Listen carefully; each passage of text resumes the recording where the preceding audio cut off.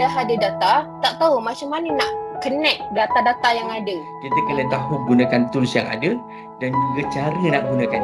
Projek awak hebat macam mana pun, tapi kalau awak tak boleh nak express your research, apa yang you finding tu, tak guna juga. Okay, lepas kita dah consider, tadi ada 3 step.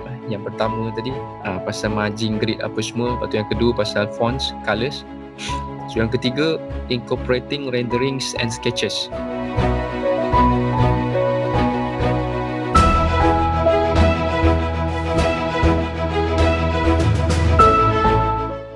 The data that we need, okay, dalam kita mengumpul data berkenaan dengan surface measurement, okay.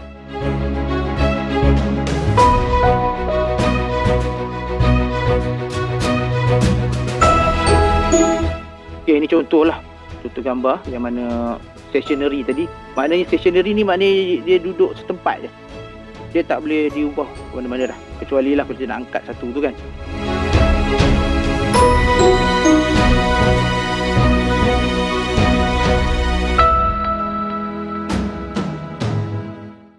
Result answer to the question or task discussion how the result happen. Tak tahu. Tak apa. Hari ni kita akan tahu. Result hasil discussion, perbincangan result hasil dapatan daripada projek. Discussion adalah bincang hasil yang didapati. Alhamdulillah.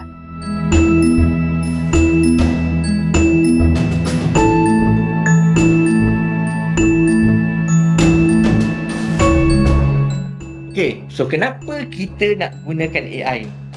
Kenapa AI? Sebab apa? Sebab sekarang ni memang kita banyak tengok AI ni dah macam-macam ada.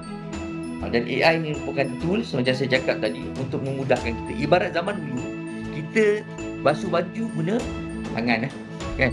Sebab tak ada tools. Bila dah ada mesin basuh, kenapa kita nak gunakan tangan?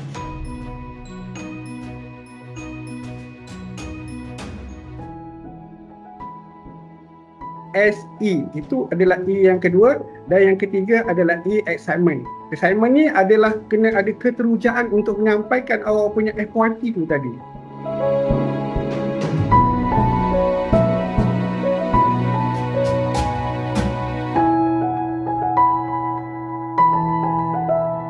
Implication dia apa daripada hasil projek kita yang kita dah jalankan selama 1 semester, 2 semester.